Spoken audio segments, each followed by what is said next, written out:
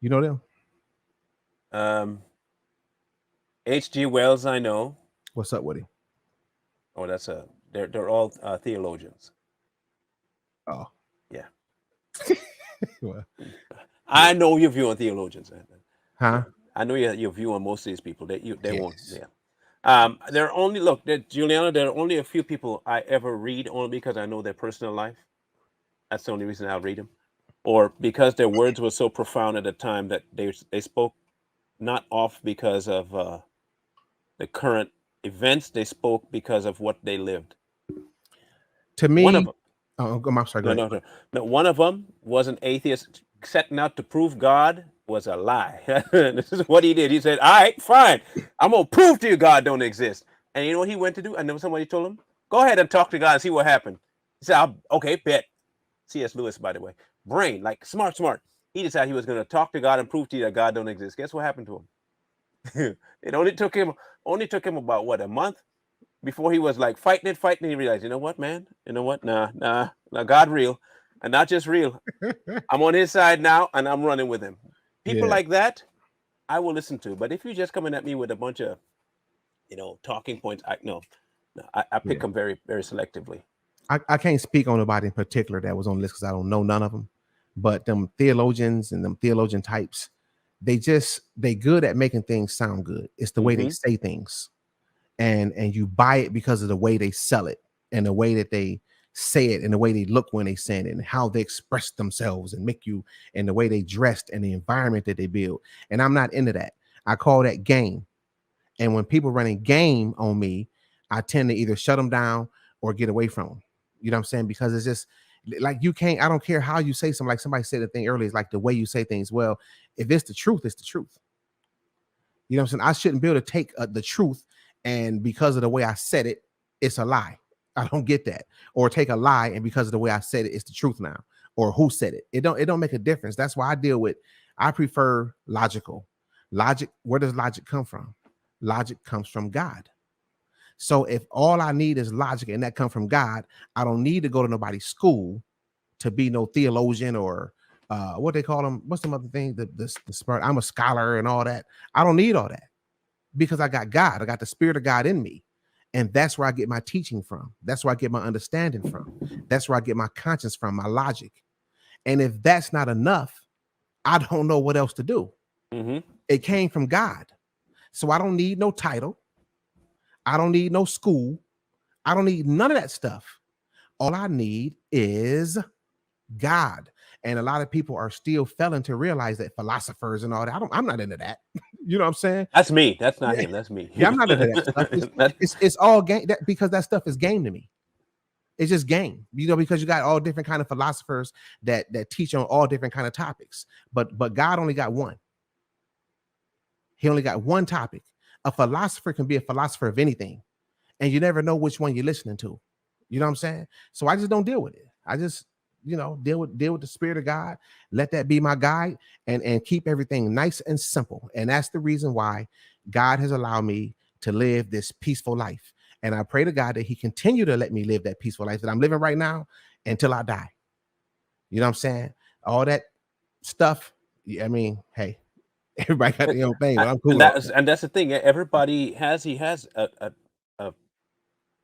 he'll put people in positions to use where their strength is. Okay, and not just that, but he puts people in a position to understand him the way they can understand him. He will do what he has to do to make himself known to people. Plain and simple. You have people that he brought into this world, into his kingdom, that were diametrically opposed to each other. You're talking about a fisherman and a tax collector. Mm-hmm. Okay, now you got, imagine this room. You're a fisherman. You're working for your money, and in walk a tax collector who comes at you to take your money. All of a sudden, now you and him in the same room, and he following God and you following God, and like, I don't know if I could be friend. We're after the same. We're following the same person, and you know what changes in both of them? Perspective. Perspective. But they both now. A fisherman can't go to talk to a tax collector group of people. and make the tax collector people understand certain things. But you know what a tax collector can do? Go amongst the tax collectors after seeing God and relate to them. And a fisherman need to take the same thing. A tax collector can go amongst the fishermen and explain God to them in a way that they can understand, but a fisherman can't. So he will bring people into his kingdom and send them right back out. Gangsters, former gangsters are the best people to go talk to now. I can't. I'm telling you now, I wouldn't be able to step into Corey's world that he grew up in. They ain't gonna listen to me. He tells me stories all the time about how they view me. I'm not gonna go talk to them. They're not gonna listen. They're not gonna listen. So who are you gonna send? Who do you think he's gonna send? He's gonna send somebody they're familiar with. He's gonna send Corey. And Corey can say something like that, relate in a very simple, direct, because he knows. And what they're gonna do, I ain't never thought of it like that. Me, I'm going with my stupid history that I have. They're not gonna listen to me. They're not. So he will use exactly who he needs to use for when he. But you know who directs that? Not me. God. I can't go tell Corey to do this. That's not my job. That's right. The spirit will tell Corey, hey, by the way, man, hey, there's a guy, one of your old buddies. He gonna come talk to you. And when he talk to you, tell him exactly what he need to hear. The only thing Corey got to do at that point is like, all right. and we have to discern that. We can't always think that everybody is for us. Sometimes it's been times where people have come to me and I say, look, man, call Merlin. You know, you need to talk to him. You're not hearing me. You're not hearing me. You need to talk to Merlin. I'm gonna introduce you to him. You know what I'm saying? And we have to have the audacity, right? The audacity to do that, because a lot of times we get so caught up in pride that we always want to be the one that's to help. I got it.